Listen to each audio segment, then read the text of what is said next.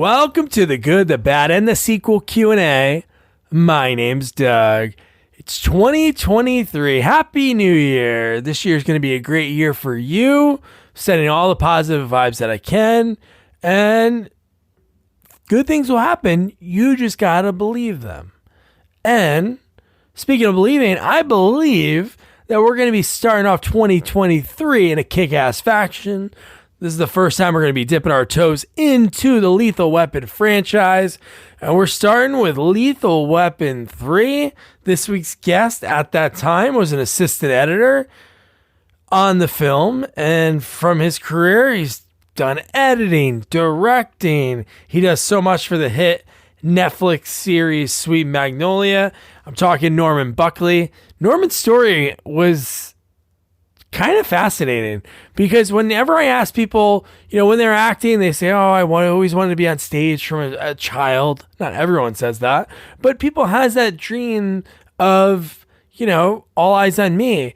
When it came to Norman, after he got a push from a family member, which I don't want to spoil that story because that is pretty awesome, how he went from history major to, kind of a big shot when it comes to TV directing. All the big shows he's done, the OC, Pretty Little Liars, did an episode in the Dark. He's doing NCIS, Hawaii, and then Sweet Magnolias, a show that he has his hands all over. But he was a history major, and then someone helped him make that switch. And so when he goes out to USC, and I don't want to give too much away, but I love the way he found the job of being editor. It was the only job that he can do without everyone that's on set because he needed to work multiple jobs because he grew up, he didn't have a lot. So he really needed to do that in order to make ends meet, and it worked out for his life. And it's pretty cool whenever I talk to people over the last almost 4 years now, and the connections between them. Like his first movie was in his home state. He did some assistant editing on Tender Mercies, the Robert Duvall film, and I talked with Lenny Von Dolen, and that was his first big seminal moment of his career. He loved working on that movie. And so it's pretty cool that their stories sort of intertwined, and you could tell from the jump. But even when Norman tells his own stories, he tells them exactly how it happened, because there's some stories from Tender Mercy I think really show that he was going to be a director later in life. Maybe at that point he didn't know it yet, but I think deep down he did. And it was pretty cool because also Norman did editing on Silent Night, Deadly Night 5. So when I mentioned Brian Usna, he kind of chuckled, told a little story. And yeah, I just love talking to him because it was cool having our first editor on. And now obviously he's away from the editing. I'm sure it's still in his blood, but it's a little bit different than when he did it. So we kind of talk about that. But just the way he notices things from having that director vision, from watching TV shows. And I love talking to Norman. It was a great way to start 2023. I'm super excited. And do me a favor, Happy New Year again. Please subscribe. If you're listening for the first time, hit the subscribe button, follow button wherever you're listening. Rate us 5 stars. Follow us on YouTube. Tell your neighbor. Anything you can, we appreciate. If you don't want to do any of it, that's fine too.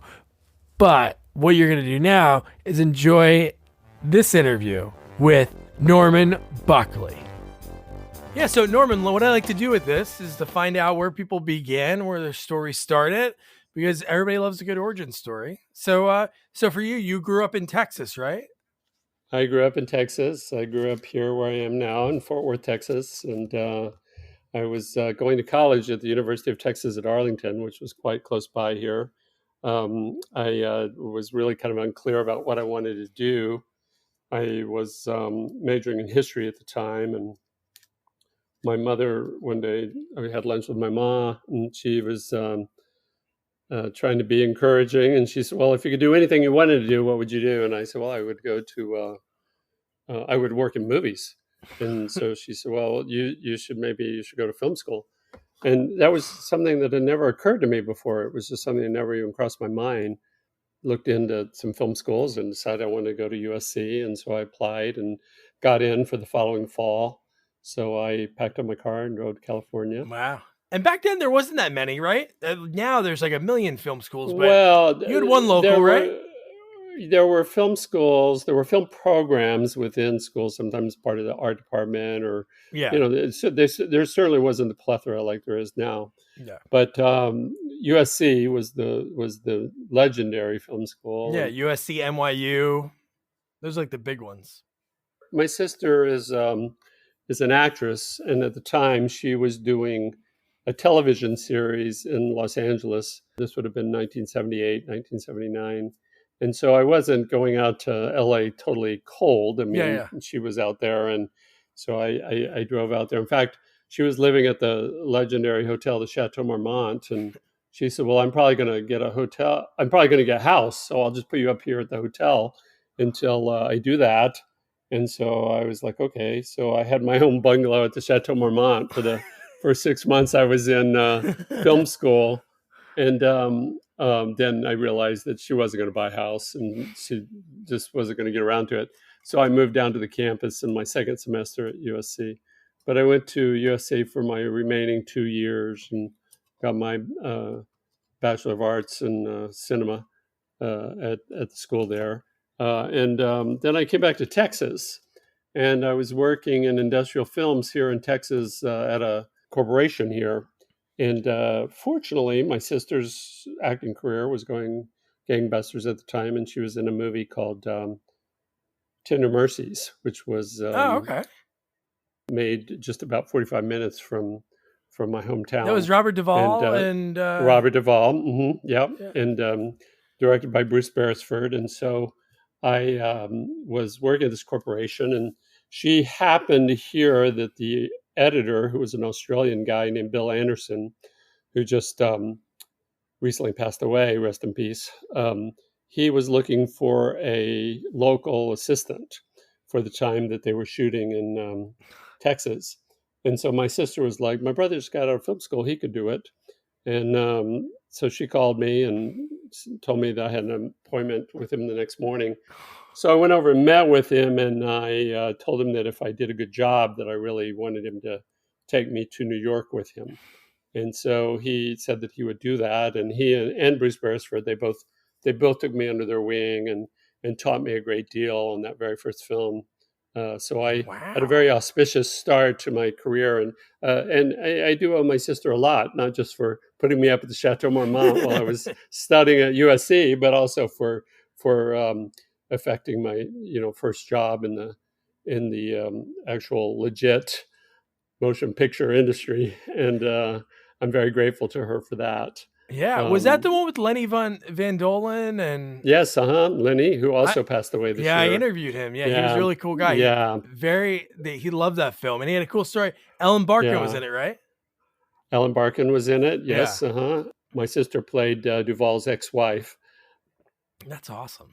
It was a really great opportunity for me because it quickly led to two other films that were both shot in Texas and finished in New York. I followed that film up with being an assistant editor on Silkwood, and then I was an assistant editor on Places in the Heart. So really quickly, I became like this guy who could work in Texas locally and knew how to be a good assistant editor, and then was able to work in the unions in New York. And so I would go up to New York after the time in Texas and finish the films up there.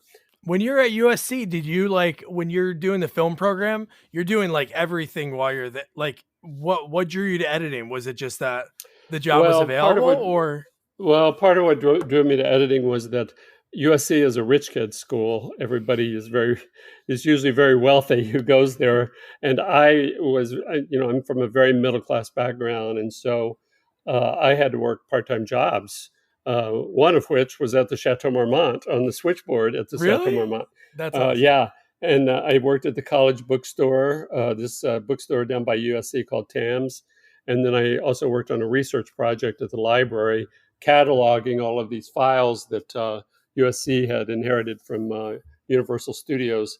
So I was working three part-time jobs, and so on any given crew, the job that I could do on my own time that didn't require myself to be working in tandem with a crew was editing. Oh I could wow. do that when I could fit it in, and I was getting very little sleep. I mean, I look at pictures of myself shortly after I graduated, and I look like I'd just come back from the war or something because I I looked so tired, these big bags under my eyes, and I was really skinny, and but that was my life. I was working three part-time jobs, and then working at night and when I could on various projects, and within my class of people I became one of the people who was an editor in my class. And so that was kind of how it happened. It wasn't like some grand plan on my part. In fact, no aspect of my career has been any kind of, there's been no real plan to it as much as I just always ended up landing in the right place at the right time and really seized the opportunity that was in front of me. I do feel like that I was ready for all the opportunities that came my way, but I never really decided to go to film school as much as I was just knew I didn't know what I wanted to do with a history degree. And my mother was kind of the one that was like, well, you should go to film school. That's And awesome. then I didn't really have a plan for where I was going to live. When I got to California, my sister was kind of like, I'll put you up here at the hotel. And then I didn't really have a plan for how I was going to succeed in film school, but I just took to editing like a duck to water, and I was good at it. So I understood it intuitively, and I often say to people who are trying to plot a career path, I, I say, look, I'm not the guy to talk to if you have real certain career plan you're trying to track. I'm the guy to talk to if you really want to trust that life will show you what to do next, because it always has in my case. I never really planned to become a director. I was editing in features, and I was really enjoying editing in features. And then I had a producer that wanted me to edit some television pilots, and I did, and all of my pilots went to series. And Whoa. so he wanted me to stay on and do a series.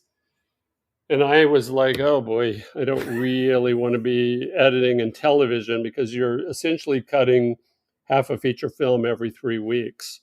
And so I was offered the pilot of the OC, Wow. and they wanted me to stay on the series. And I said, well, I'll stay on the series if you let me direct. And they were like, okay. And I was like, okay, Yeah. I guess I'm going to direct now. You're like, it So worked. It actually yeah. worked. Well, it was interesting because I mean, look, I think that everything I had been doing was leading up to that. Yeah. I think that I'm much more of an intuitive thinker, and I intuitively knew how to edit, and I intuitively was moving towards directing the whole time because that's the kind of editor I was.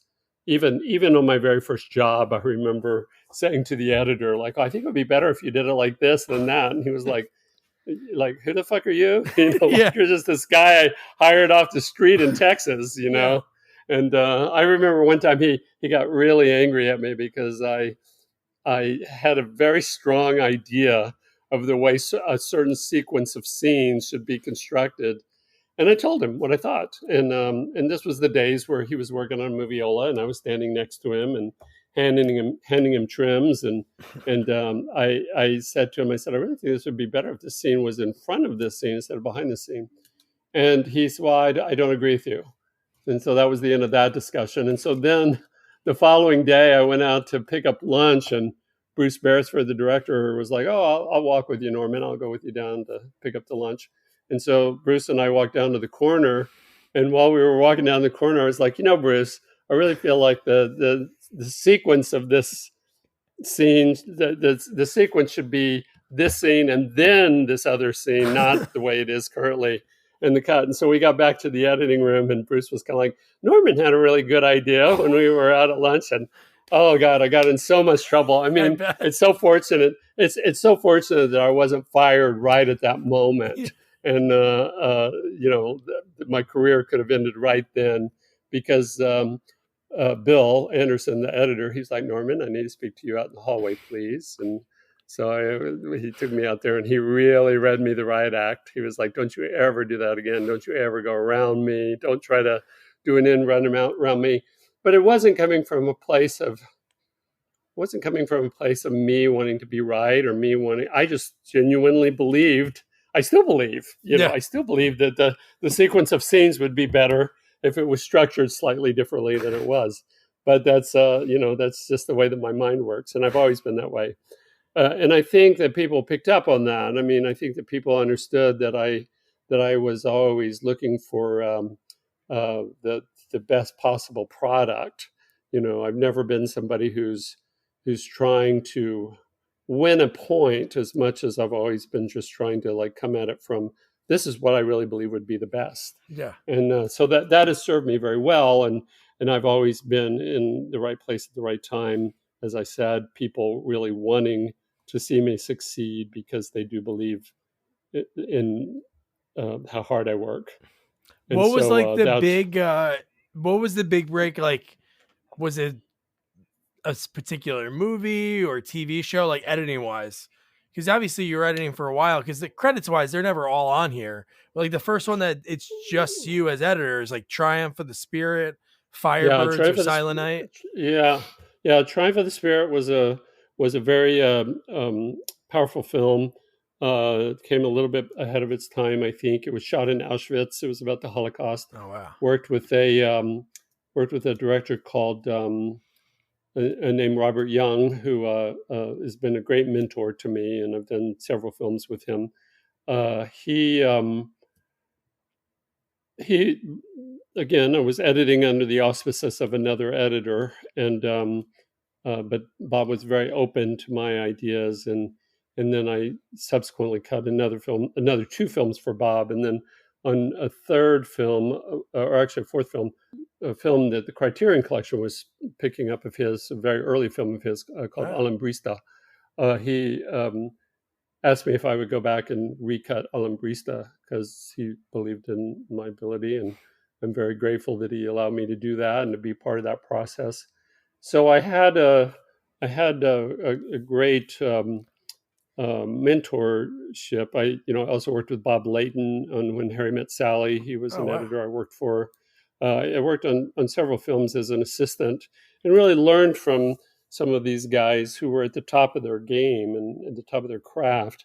And then I went through a whole series of films where I was working on, Roger Corman films, Nice. like just films that I couldn't even tell you what they were called anymore because I, just went through a whole bunch of them really quickly. But what was great about that was that Roger Corman bought the Avids before anybody else did. He really saw the read the writing on the wall and understood that you were going to be able to cut faster and cheaper on the Avid than you would be on film. And so the head of post production at Roger Corman's company called me up and she said, "So you know the Avid, right?" And I was like, "Yeah, I know it." And she said, "So you've worked on it?" And I was like, "Yep, I've worked on it." And she said, "Because we have a film that we want to do and we want you to do it." And I was like, "Great." And so I had never worked on the Avid. I'd done a couple of tutorials on it, so I had my assistant go in. I said, "Just go in a week early, get the instruction book, and then just sit beside me and tell me what I'm doing." And we cut that film with him sitting right next to me, just telling me how to work through the process of working on an Avid. There was that whole aspect of my career. And then what happened in the late 90s, I got on the radar of the Bond companies and a lot of these independent films that were having maybe some hiccup or something that they weren't quite sure with. I was brought in to do some re-editing on some films that then went to film festivals and were picked up. And Wow. the biggest one of that being a film called Happy Texas, which was a film that one of my classmates from USC directed. And that Really? film That's was, cool. yeah, and that film had another editor and it was not in good shape. And so he asked me if I would come to a screening of it. And I saw it and I said, "Well, I think to re-examine re-examine the way it's edited," because I said, "I feel like the comedy's just not landing." And he said, "Well, is there any way you could do it?" And I said, "Well, I don't know because I was working on something else at the time, but I said, let me see if I can work it out."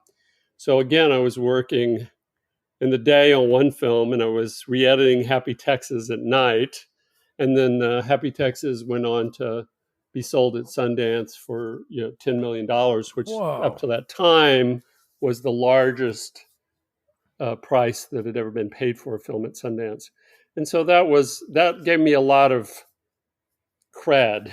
Yes. So going into working on some of these pilots, and I was doing pilots because you knock them off in 6 weeks and then you move on. And so I was open to cutting pilots in between other feature films. Again, my cred went way up at Warner Brothers, and so Warner Brothers were very supportive of my um, career as an editor, and were essentially giving my choice of pilots to cut in any given spring. And that kind of led to my relationship with Stephanie Savage, who works with Josh Schwartz. And Stephanie Savage is the one who brought me in to meet Stephanie Savage and McGee, brought me in to meet Josh Schwartz for the OC. And so the OC was really the big turning point in my career, because that was the show that I began directing on. And then I directed six. I was editing the first 3 seasons and directing. And then in the fourth season, I was only directing. And then I went from that show on to two of their other shows, Chuck and Gossip Girl. Oh wow. And then my directing career kind of blossomed out from there. But so I owe those three, McGee, Stephanie Savage, and Josh Schwartz, I owe the three of them a great debt, because they believed in me at that point in my career and gave me the directing career I have today, which has been a very satisfying 18, Yeah. 19 years. Yeah, no, definitely. One question about like editing, obviously like working with different like producers and directors are totally different. But what's like the process? I know with Roger Corman, they probably just said like, "Hey, have at it." But what's your process like? How does it work?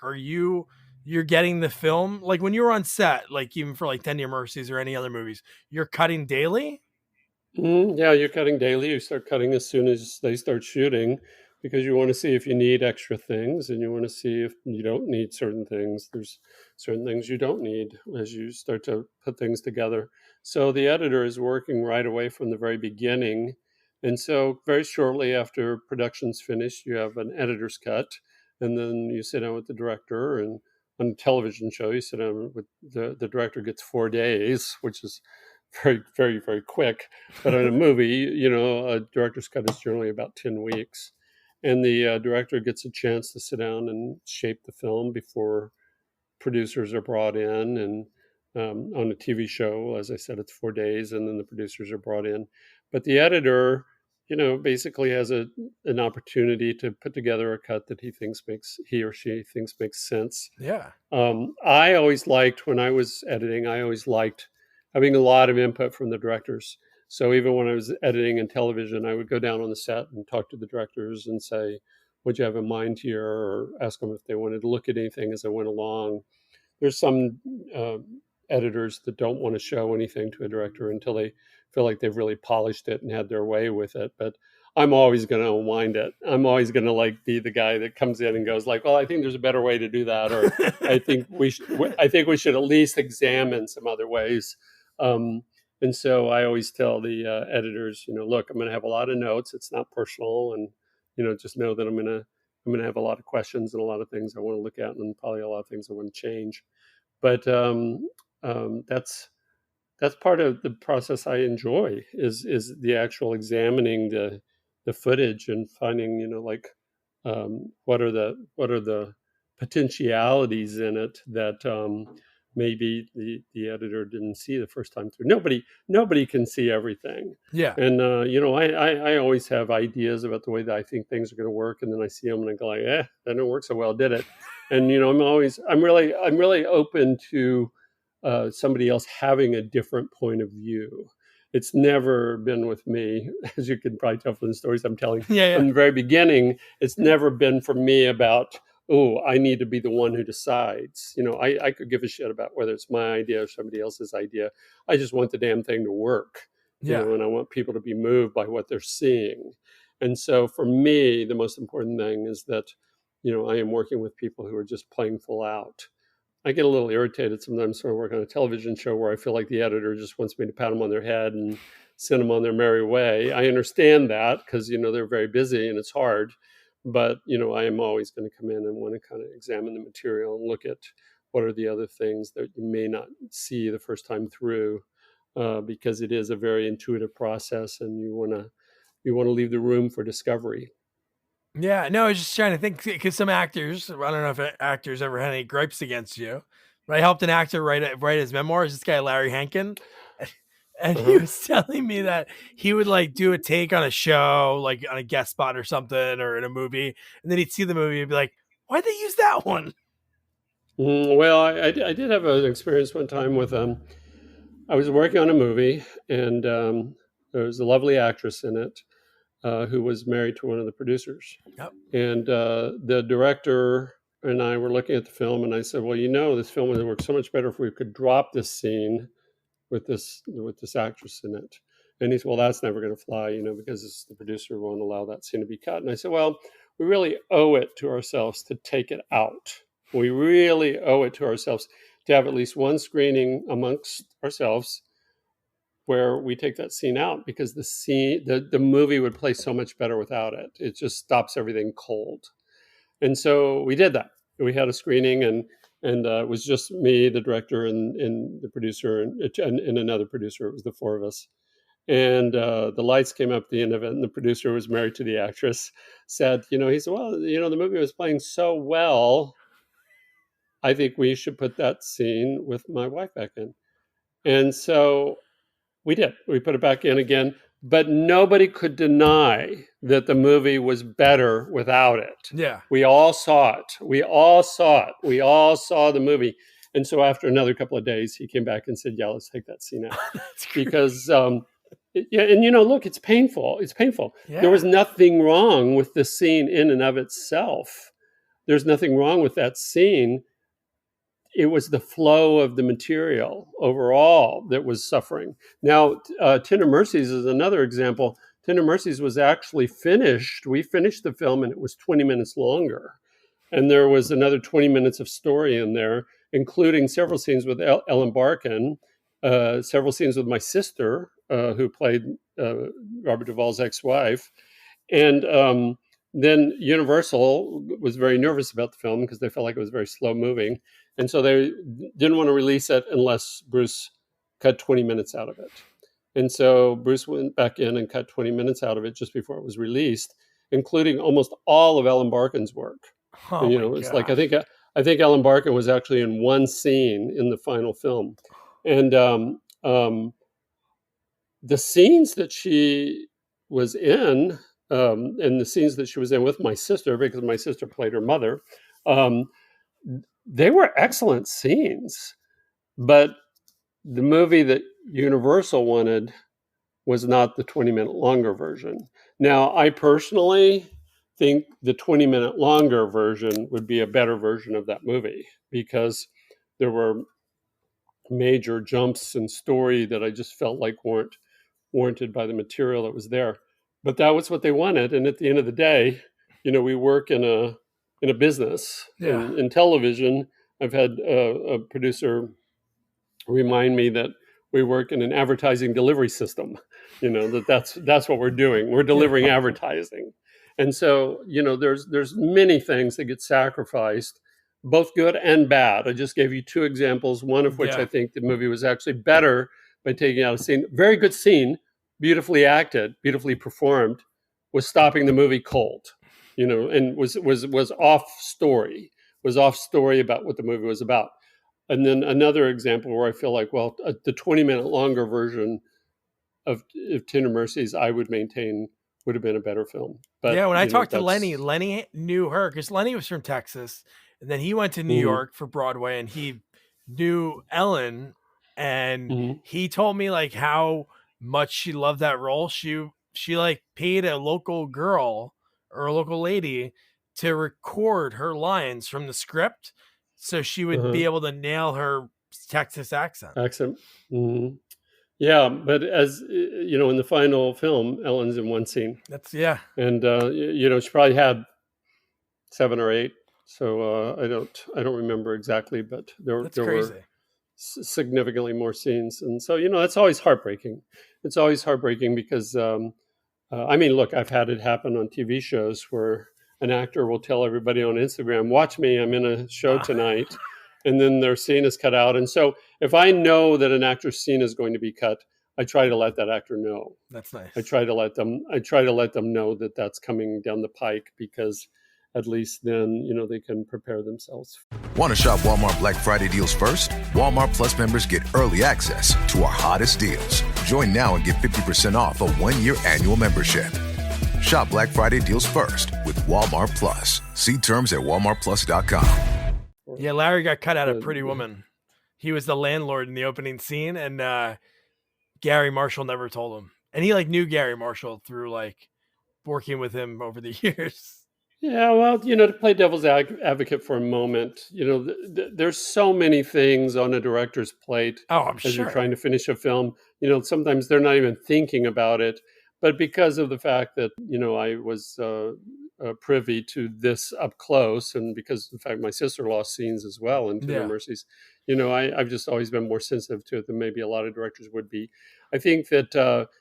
The bottom line is, all you're doing when you're shooting is you're collecting material that you're going to shape into something.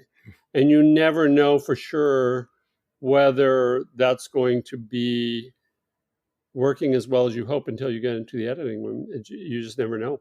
And as I said, it oftentimes doesn't have anything to do with the quality of performance, or doesn't have anything to do with whether the scene itself works, but whether the scene works in the flow of the.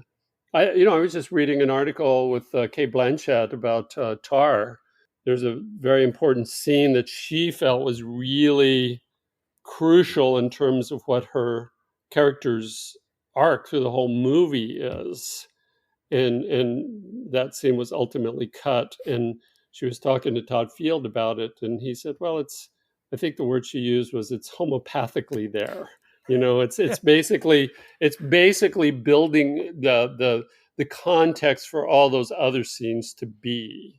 Now, would that have been a better, worse, different, neutral change? Who knows? There's no way to know.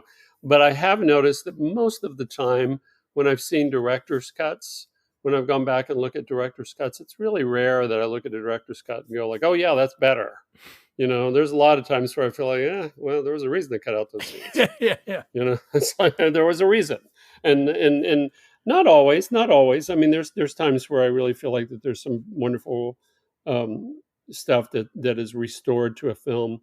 But I have seen films where, it's kind of like, oh, the director's cut. And then I look at it and I just go, yeah, that film was doing just fine by itself. It didn't need any of that second thinking. It's a difficult thing, because a motion picture is never completely finished. It's there, and then it's shot, and then the editor is working on it, and you just get to a point where you decide to stop now, and like, this is what we're doing. But then the audience has their own experience of it, and that's as a crucial a part of the experience as any other. And to presume that any one person knows what's right about it is a thing I think a lot of visual artists, painters, would have a problem with, because my late spouse was a painter, and he said that he said it's never finished. You just get to a point where you stop, and you move on to the next thing. The energy moves elsewhere. And I do think that there's something about going back and looking at something over and over again that kind of becomes a little bit of navel gazing. Like I work on shows, and people are like, what's your favorite show? And I'm like, well, whichever one I'm working on, because I'm always moving forward. I'm not thinking about like, how would I have done an episode of the OC different? You go crazy. I'm not looking back. Yeah, I'm not looking back at that. They're like little boats. You finish them, you set them off to sell, and then you move on. Yeah. Is it hard for you to watch like normal TV? Like I'm saying, with the editing background, because I find myself like, and I don't have an editing background, but when you watch a movie and you're like, why'd they stop right there? Or you have like things like weird, odd cuts, jump cuts. I don't think that if I'm really caught up in the story, and if I feel like the story is working on an emotional level, then I'm not thinking about it. That's but true. if it's not working well for some other reason, if the story is just not working well, then I become very aware of what's not working about it. And I can certainly see when something's troubled. I can certainly look at something and go like, oh yeah, I can see why that was a problem. I think that I can. I'll sometimes be pulled out because I'll see that they were trying to solve something.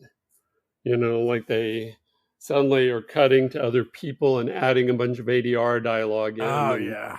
on lines where I would think that you would want to be on the person speaking, and that kind of thing makes me come out of my skin a little bit. Is that like I poor also think planning that, or? well, again, no, not necessarily. I think Yeah. sometimes you just think certain things are going to play, and then you look at it and you go like, oh, wow, it's a little hard to understand what's going on there. So maybe we need to explain that a little bit. Yeah. I think that the I just was recently watching an Ilya Kazan film, Splendor in the Grass, with Warren Beatty and Natalie Wood from 1962, because it's a film I really like very, very much. Hadn't seen it in years and years. And I happen to have a copy of the script. And so I was watching it again after not seeing it for, probably 15 years or so. And I became very aware that, like, oh, those lines are ADR. And oh, they're ADR and they're not very good ADR. And what weird placement. And so I went back and I read the script, and sure enough, those lines weren't in there. There was just the description of certain moments that I think they hoped would make sense. And I'm sure what happened is they previewed the film and audiences were confused about what's going on, what's happening. And so is that a failure of planning? Well, on some level, I guess it's a failure of deciding what are the crucial elements that you would need to shoot to make sure that it makes sense to people. But they didn't want to go back and reshoot at that point. So they added dialogue that's very evident that it's ADR. It's mixed different. It doesn't sound particularly organic. And there are lines that, I'm looking at and thinking, you don't need these lines at all. Yeah. But clearly somebody thought they needed them. So, it's an interesting process. Editing has its own weird alchemy, and sometimes you just don't know until you get in there. You just don't know.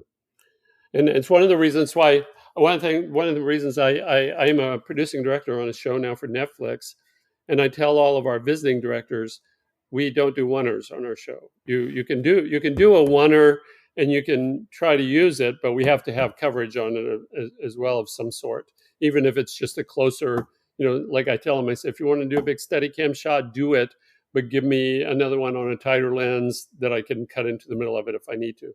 Oh, so you don't let people do one shot. There has to be another. Oh, okay. They're not allowed to do oneers on our show. I mean, they're allowed to. They're allowed to do a oneer on our show and put it into their cut. But you never know for sure until you get into the editing room what the pacing is going to be. You think you know, but you very rarely do.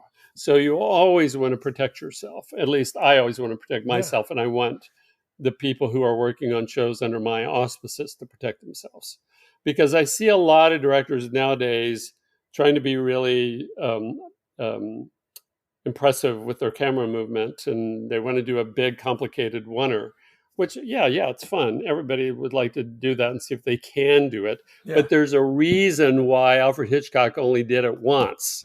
There's a reason why he was like, it didn't work, because we're basically violating the very idea of montage, which is to follow the psychological line of a story by the way something is edited and by the way something is juxtaposed against something else. You juxtapose this image against this image, and it creates a third effect. That's the beauty of editing. And what you do oftentimes, like, what was that movie that Michael Keaton was in? Birdman. Birdman, there's just a lot of times in Birdman, I sat there and I thought, it's very impressive that they were able to accomplish this. And there are a lot of times where I would like to be on the other character now. Yeah. Like I felt the same thing about 1917. I felt like, okay, it's cool. It's a stunt.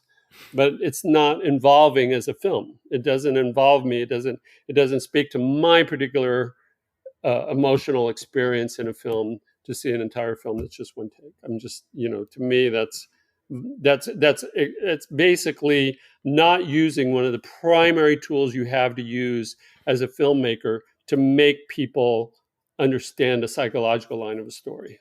Yeah. So, Wow, so Netflix, is that something you're working on right now? yeah, I'm a producing director on a show called Sweet Magnolias. That's we just finished Oh, our third season. Yeah, so we just wrapped our third season a couple of months ago, congrats. That's um, like a big hit. and it is a big hit, and very hopeful we'll get a fourth season, but we'll see. Um, I am very grateful to have worked on it. I shot the pilot and have directed 14 episodes over the three seasons. Wow. So it's a real labor of love for me. And then the other show I'm doing right now on a regular basis, well, on a regular basis, I've done two of them. I did one last season. I did one this season, is NCIS Hawaii. Cool. So I went right from Sweet Magnolias to Hawaii for one episode of that. And I was grateful that they invited me back to do that show, because that show was kind of like a paid vacation. Yeah, yeah. So What is it like when you're like a director for like how long are you there for like a typical show? To shoot one just under a episode? month. For the first episode I did, it was a little over a month, and this Wow. one was just a little under a month. Um, it's a it's the job of the way the television directing has evolved is odd, but it is what it is. And there oftentimes are a lot of rotating directors in and out, and I find that's a fun job. It's really fun to just kind of go in, do your thing, and then leave. I tend to enjoy the shows a little bit more where I'm very invested and where I like have a long history. So, for instance, I did I worked on the OC from the very very Yeah. beginning. I edited the pilot, and I directed second unit on the series finale. So I worked on it all four seasons. I was there every single day of all four seasons, and then on Gossip Girl, the original Gossip Girl, I directed 12 episodes, and on the original Pretty Little Liars, I directed 23 Oh, I episodes. love that So show. I enjoy those shows where I go in and I really dig in. I feel like it's a family. It's a family that I'm very close to. I have a great shorthand with the cast and the crew. I tend to enjoy those shows more. But I also I was really looking forward to going to NCIS Hawaii, because it was just like, okay, I'm here. Just tell me, what's the drill? What do you want me to do? What's the job? And my job as a visiting director is to come in and look at the show. It's like, okay, this is the way they shoot the show, and I will shoot the show the way they shoot the show. So, for instance, if I worked on a show where they were saying we do all oneers, I'd be like, okay, we'll figure out how to do all oneers. Yeah. But my job as a visiting director is to come in, look at the show, see how they shoot it, not try to imprint my stamp and originality on it. Try to find my way of bringing my sense of values, my sense of storytelling to the way they shoot the show, but to do it in a way that is going to fit within their template of how they shoot it. So, for instance, on NCIS Hawaii, I shoot a lot more coverage than I ordinarily would on my own show. Yeah. On my own show, I don't ever go into big tight close-ups unless it's a big emotional moment. But that's not the way they do it on that show, and so I will do it the way they do it. Yeah. Well, they like got my those job is one-liners. You got to. to get those one-liners just before the commercial break. Mhm. Well, I think the important thing for me is that I am a guest. I always say when I'm working on a show where I'm a visiting director, I always say I'm double parked. My car is running in the parking lot, and I am there at the pleasure of those people for whom I'm working, and so I want to make sure that I give them a product that fits within what they do, but that they like, that they look at and they go like, yeah, we like it. So I was very pleased when they invited me back for season 2, because I really enjoyed working on the show in season 1. And it was fun. It was fun to do something different after doing 3 seasons of a show where, I'm involved in every single decision Yeah. that's made, from casting to music to the editing. I work with the showrunner very closely and the other producers on the show, and we all work very, very much about exactly what we want the show to be and how we want it to look and how we want it to feel, and that's a lot of work. It's a lot of work, and so it was kind of fun to finish the third season and then jet off to Hawaii and just be like, hey, this is great. Now I'm going to go walk on the beach before I go home. But it's super grueling, right? If that show shoots, if you were there for a month for one episode, that's why. Is that why TV shows? Oh, not all of them are like that. Okay. Well, no, that's pretty much the schedule, but sometimes even longer if you're doing 2 episodes at once, because a lot of people are block shooting these days.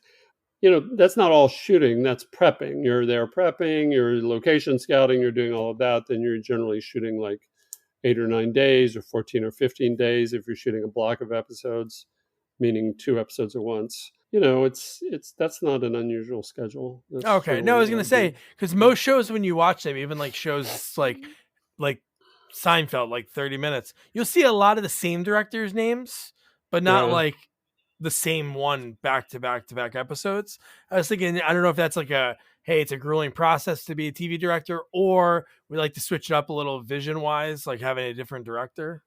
Well, I think there's some of that goes on. I think that there's some people wanting to, not give the directors too much of a foothold, so that they can kind of keep the show more the way that they want it to be. Then you see other shows like, Mike White directed all 6 episodes of White Lotus. No, that's true. Steven Soderbergh directed all of the episodes of The Nick.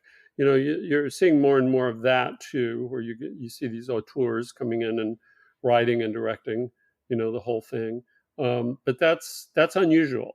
That's the exception. That's not the rule. The rule is basically you come in, you do it, and then you move on. Do you write it all? No, and I don't. I felt like that when I was young, I had aspirations in that direction, but then I never really followed through on that. And I realized that what I'm better at doing, and in many ways, editing is essentially rewriting. You're basically going in and doing the final rewrite on the script in many ways. And so, that just was my career path. My career path took me in that direction, where I was focused mostly on editing and then directing. And I have tried to write a couple of times. I did write a script that I was trying to get off the ground as a feature several years ago, but after my spouse died, I kind of lost the rhythm. I'm sure for it. It just was like, all right, that was then and now is now. And, I was just happy to be working. And now at this point, I'm pretty happy with what I'm doing. I'm pretty happy working in a situation where, other people are doing that heavy lifting and my skill set is something different. It's so crazy. You're going to school for history and your mom changed it. And then years later, you're making every decision with other people, like on Sweet Magnolias, like on a show like that. It's pretty wild. Yeah. Well, it's an interesting place for my career to have come to. That show in particular, just by virtue of the fact that I really relate to the show because I grew up around these kinds of people. The Sweet Magnolias is about a small southern town in South Carolina, but it could just as easily be about a town in Texas. It's very much just about community. And, so at this point in my life to also be returning to where I grew up, it's curious. It's a curious journey.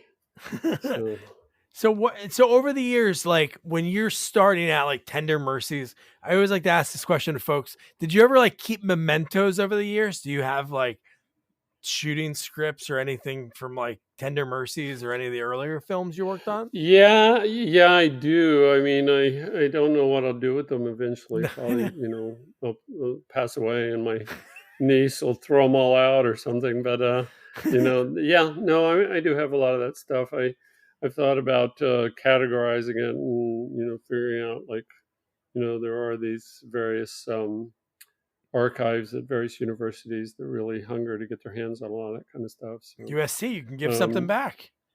Yes, I could. It's funny. I went to USC and then the past several years I've taught at UCLA. Oh, cool. So the rivals. Look at that. my allegiance is split, because I started teaching at UCLA in around 2004, and then I stopped teaching there for a long time, and then they asked me to start teaching there again.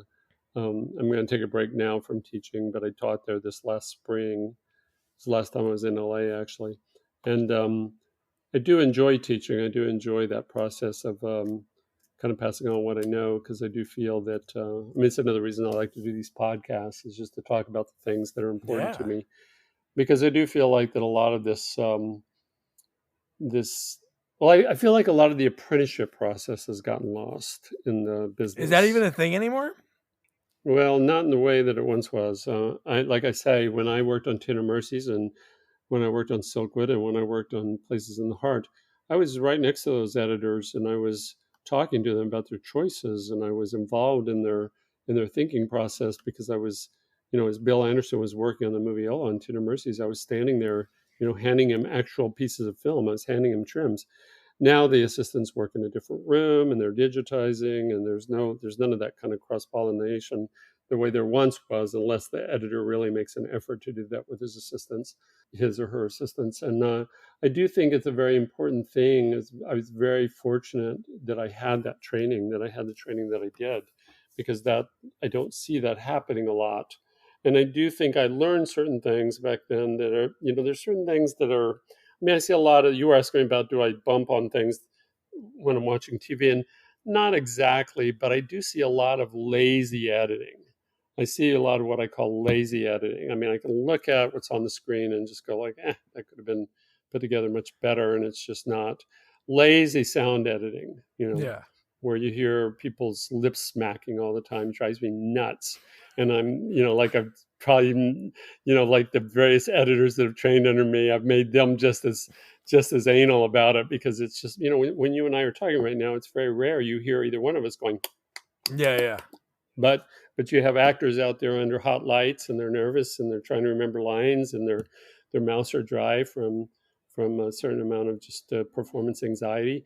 There's a lot of lip smacking that goes on, and it really drives me crazy when I watch a TV show and just hear that going. I also don't like exasperated exhalations before a line. An actor will go, and then they'll say their line, and a lot of that stuff is left in, and that's an actor trying to remember what they're supposed to say next. That's a tell. Yeah. That's basically an actor kind of like, I don't know what I'm supposed to say next, so I need to take a minute and think about it. So I'll take a deep breath and exhale. So I call them exasperated exhalations, and I think they're very they're lethal to the dramatic movement of a scene. So I'm quite hard on editors sometimes. Yeah. I'm like, get rid of that exhalation before that line, or Yeah. take out the audio of it at least. If you want the beat before the line, take out the audio, because it just feels like an air balloon. It just feels like the air is going out of the balloon when you hear a big exhalation in the middle of a scene. And that was stuff I learned early on from some of these great editors and sound editors and music editors that I worked with back in New York in my New York days. These were people who were at the top of their craft, and they taught me, and they were diligent in the teaching and hard about it, kind of like, no, this is important. And I really feel like that I was lucky that I grew up in a time and worked in a time when the apprenticeship process was just that. It was an apprenticeship process. You really learned. I learned under some of the best people, and I do like teaching, and I do enjoy doing it, because I feel like that there's a real opportunity to hopefully get back.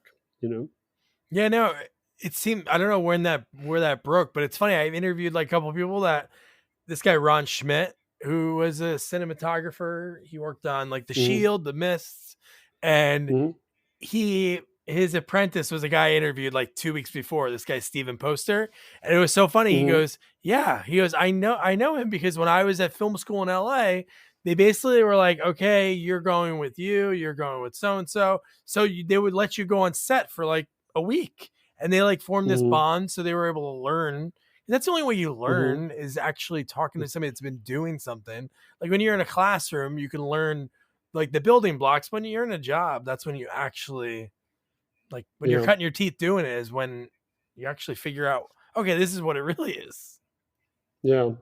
And I could tell you when it got lost in the editing business was, when things went digital, Yeah. because particularly early on, because it used to be really hard to even get, and to be able to get a second Avid for your assistant was a big was a big ticket item on a budget.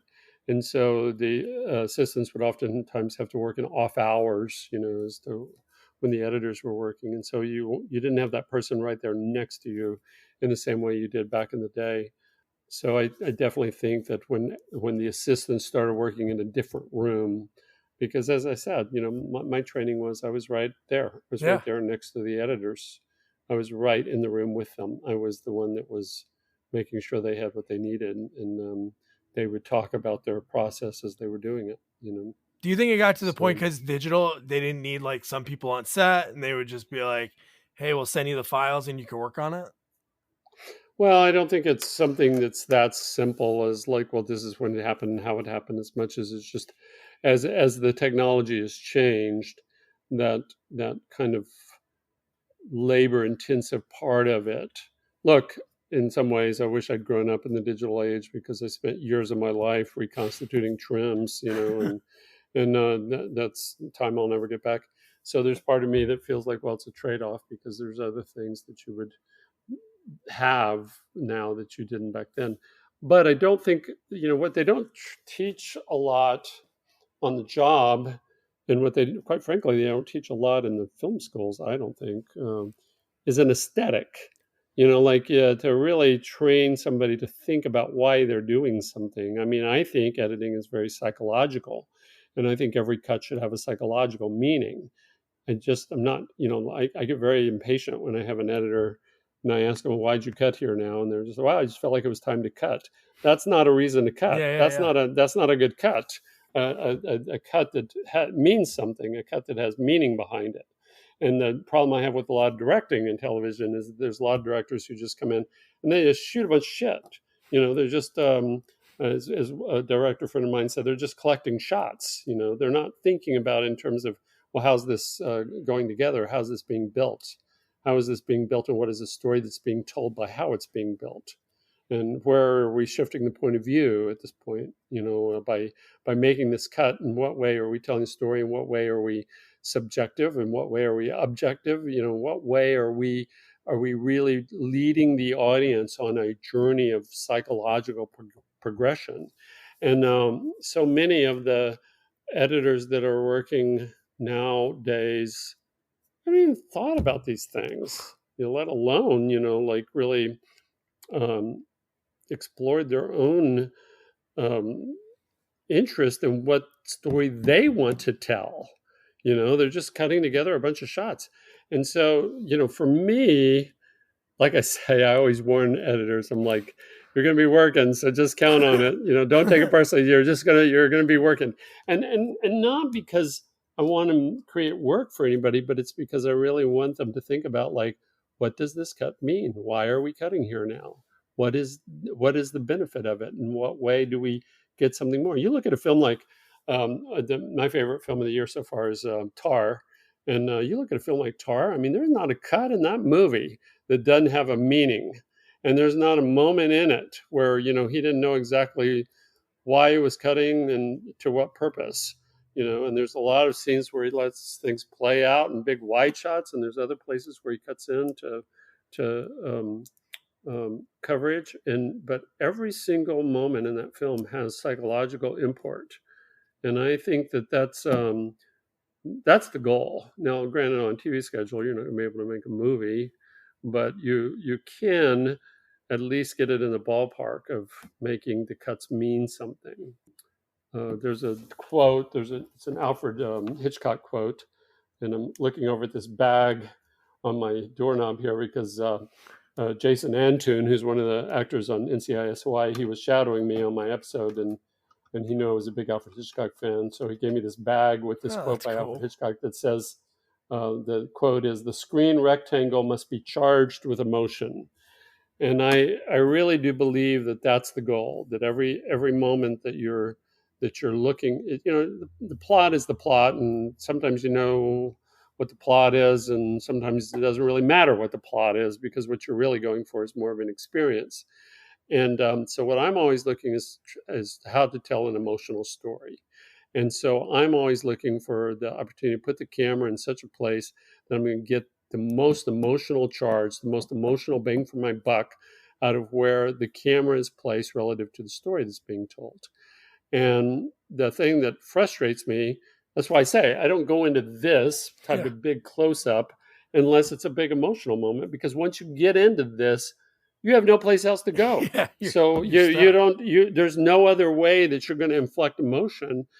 And so you want to save those shots so that you're getting the most bang for your buck from your close shots. And that's what we try to do on Sweet Magnolias. We try to kind of keep our medium shots for exposition, and then our closer shots we're using for big emotional moments. That's definitely the goal we set, and something that it's one of the very first things I talked to the showrunner, Cheryl Anderson, when I first was being interviewed by her for the job.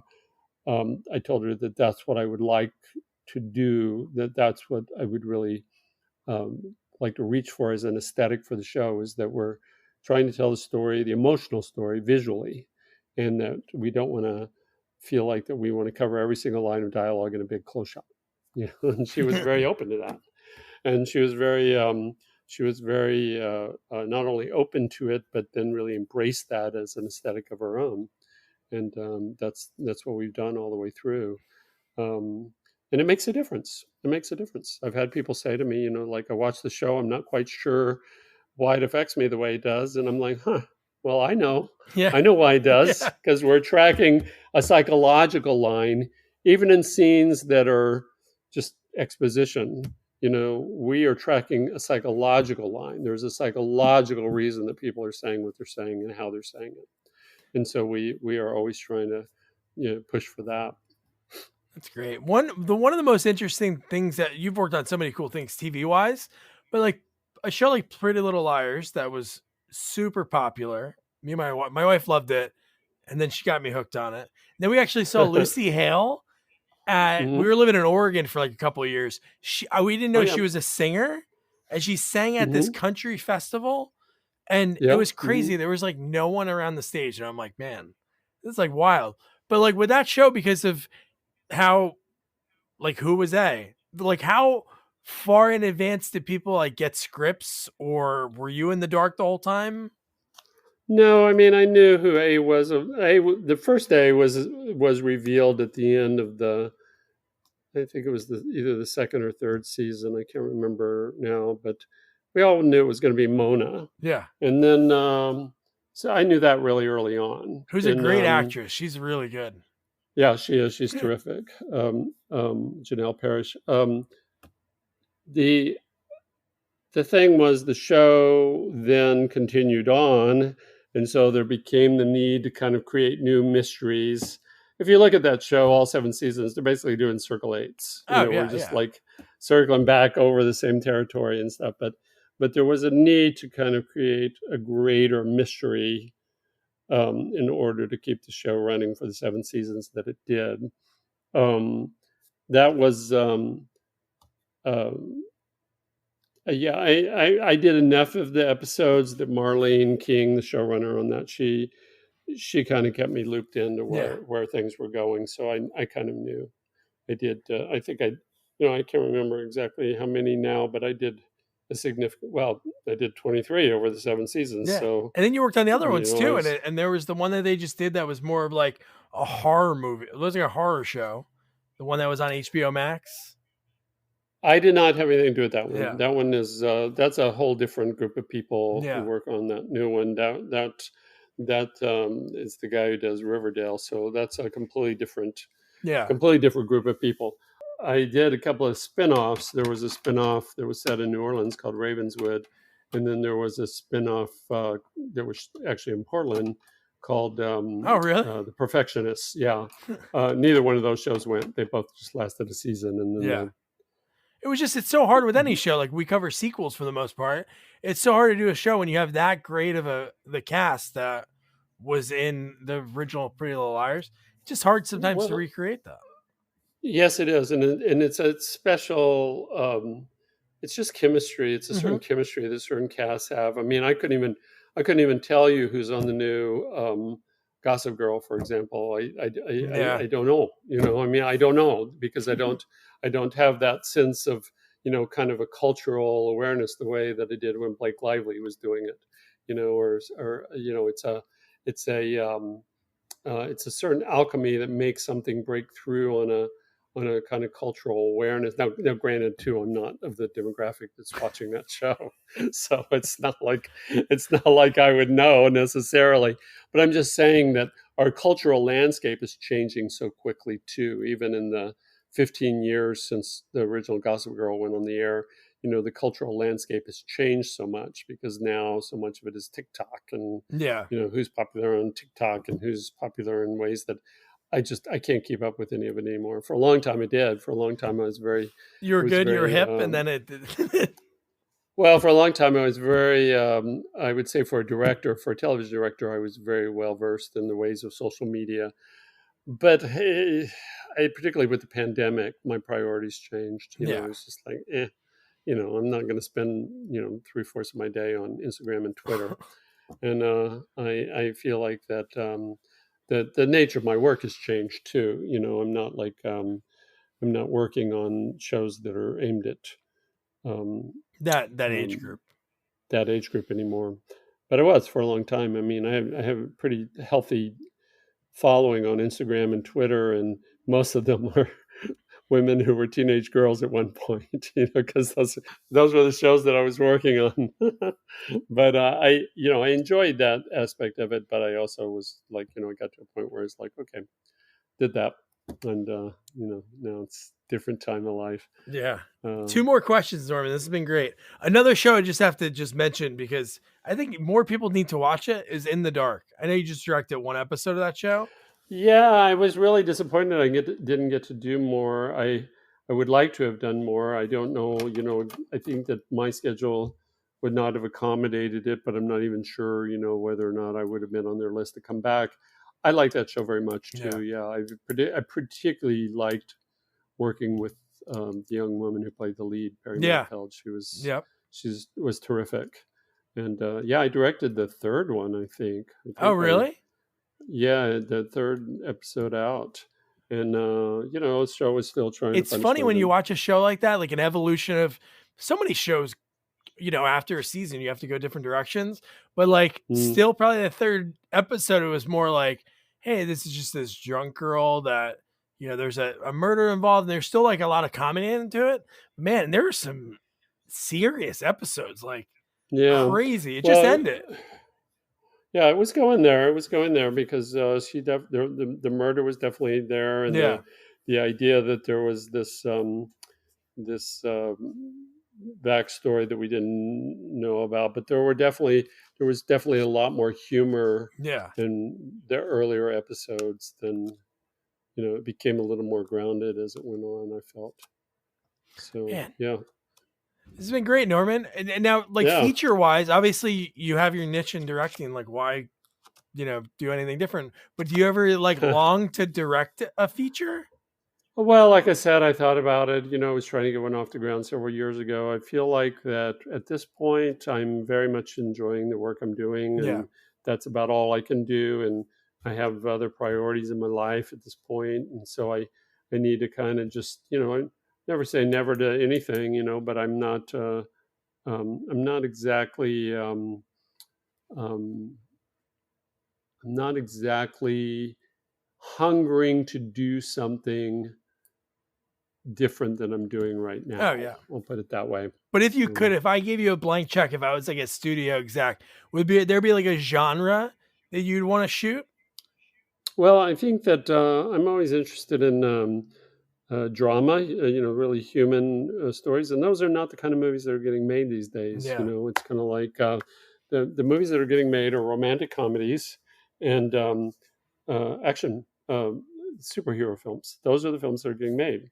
The day of the character-driven drama, have really been circumscribed, and they're still out there, but Few. they're yes, and they're in the theatrical window for them is also not what it once was. People are not going back to the movie theaters except for the big tentpole movies, and Yeah. you see a lot of these people who are done, but a lot of these films that are done by very established directors, who their films are just falling flat at the box office. Yeah. What's his And name's what the heck movie was it with Matt Damon and Ben Affleck, the one that was set in who the heck directed that? Oh, Ridley Scott. It was about like a Ridley sword Scott, fight, yeah, and that movie had yeah. like no press, no commercials, and I think it was in and out of the box office within a month. Just Yeah, I quite like that movie, and I thought to myself like, oh, I wonder why nobody had the imagination to sell this. Yeah. There was another Ridley Scott movie that was happening right at the same time. I can't remember. I know that there was another one that was House of Gucci. House of Gucci was happening right at the same time, and that was more sensational, and that had Lady Gaga, and that had but like I say, the cultural landscape has changed so much just since I've been doing it, just since I've been directing. The cultural landscape has changed so much, and I find myself far less compelled by what's happening in movie theaters and even feature-length films. Like I said, I love Tar. I thought Tar was fantastic. It's almost 3 hours, and you really have to be willing to kind of go on that journey with that director for that ride. But that's my kind of film. The things that are really compelling me more these days are long form television, like limited series, like White Lotus. White Lotus is a great example of something that feels very much like a feature film, only long, but does feel like a singular vision of someone. Or The Dropout, I thought was a wonderful show, the one about Elizabeth Holmes with yeah. Amanda Seyfried, and I like the Pill one too with Michael Keaton. Dope Sick. I like that yeah, one. and I think that's what's really replaced the kind of film going experience that I grew up with, that I really responded to, that I really reacted to. A film like Tender Mercies, a film like Silkwood, a film like Places in the Heart, those films couldn't get made today. Yeah. Well, I think you said it. You hit the nail on the head when it came to like social media and stuff. I think it's attention span. And the fact that people can change what they watch. Like when I was a kid, if we went to the video store and rented like 5 movies, or even we rented one movie, if the movie stunk, you were going to watch the movie because that's the movie that you got for the night. Now there's like millions of options at your fingertips, and you don't have to like stick around to finish something. I don't know. Quick cuts, man. Superhero movies. Yeah, you're absolutely right about that. And I think that, I'm just glad that I grew up in a time when I did, because I really enjoyed the aesthetic of cinema that has been lost. Like I said, the only person who's really doing what I really like about movies is at this moment is Todd Field. Yeah. And I really think that, I've watched that film 3 times just because it feels like, well, there's more to mine here. There's more to get at. There's more to understand. There's more to examine just from a filmmaking point of view. And I just think that it's a brilliant, brilliant film. And so, look, I'm like I say, I would never say no to any direction that life took me, but I have a very comfortable life. I have I enjoy the amount of work I've been doing particularly the past couple of years. I've been working about 7 or 8 months on and then several months off, and that's been really nice for me. Particularly I've had some family obligations that have really earned it. come to the fore. And I really just feel like that I want to stay engaged in the support of others more than anything else. That to me is what's more important. I have nothing to prove about my own career at this point. I'm very happy with the career I've had, and I'm very, satisfied with it. But I would like to really do what I can to support the movement of others, and to see some other people have the opportunities that I did. And so that's why I think a lot more about teaching. Yeah. It's one of the reasons, as I said, it's one of the reasons I like to do these podcasts. I do really want to try to bring other people along in their experience. And the more and more I can do that, then I'll feel really good about that. Yeah. And then I love looking at like just where you went to. It's like everybody has like a starting point. Like you mentioned the Corman movies, but like Silent Night, Deadly Night 5, and we just covered that. And I interviewed Brian Usna, who just like produced and wrote like story. And oh, Brian, yeah, Brian was a wonderful definitely guy. wrote some of the script, because there's a line in the movie when the little girl's sitting on Santa's lap, she asks for a VHS copy of Bride of Reanimator, which is definitely him putting that in there. But you worked some other ones that aren't here. Didn't you work on like Lethal Weapon 3 as an assistant editor? Or no? Yeah, I did.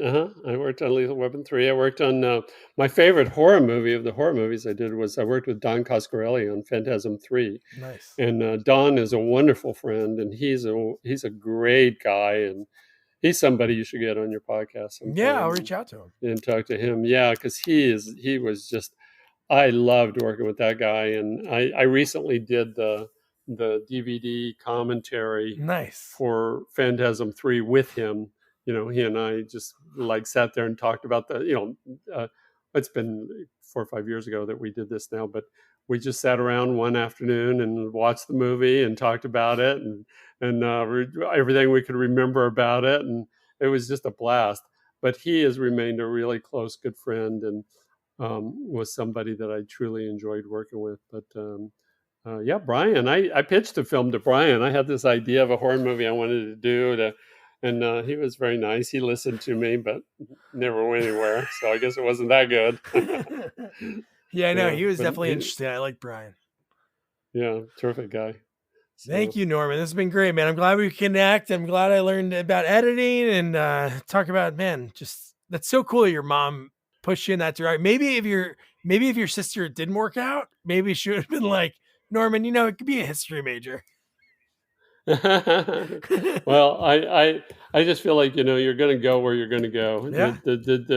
The acorn is going to drop off the tree, so I just, I had the career I was supposed to have. But I've enjoyed talking to you, so I hope it gives you everything you want. And if you have any further questions, let me know. Gotta listen to your moms. Moms, they know everything. So without Norman's mom, he would have been a history major, maybe. Maybe he would have switched something else, but she gave him that little push, maybe that little something he needed to really follow what he wanted to do. And look how it worked out, man. He had to work multiple jobs, so he had to do editing, and then it works out. His sister was working on Tender Mercies and got him that gig, and then he just went from gig to gig to gig. And then look what happens. He throws the line out there. Hey, you know what? I don't want to edit this whole thing. I'll edit if you let me direct. And they said yes. And then the OC, then it goes Pretty Little Liars, Gossip Girl, and now Sweet Magnolias, and so many other shows along the way. But it just shows you got to put yourself out there, and that's what he did. He felt like, hey, I'm ready to do this directing, and boom. Man. So Norman Buckley, great way to start the new year. Norman, if you're listening, thanks so much for taking the time. I really appreciate it. And now your homework, Lethal Weapon 3. It's on everywhere. You can rent it. I'm sure it's only like $2.99. I'm super excited because watching the trailer, I don't really remember this one as well as 1, 2, and 4. So this will be great. So don't forget to review, rate, share our podcast. Follow us on all social media at Sequels Only. And don't forget to check out our website, sequelsonly.com. Good night. Good night, guys.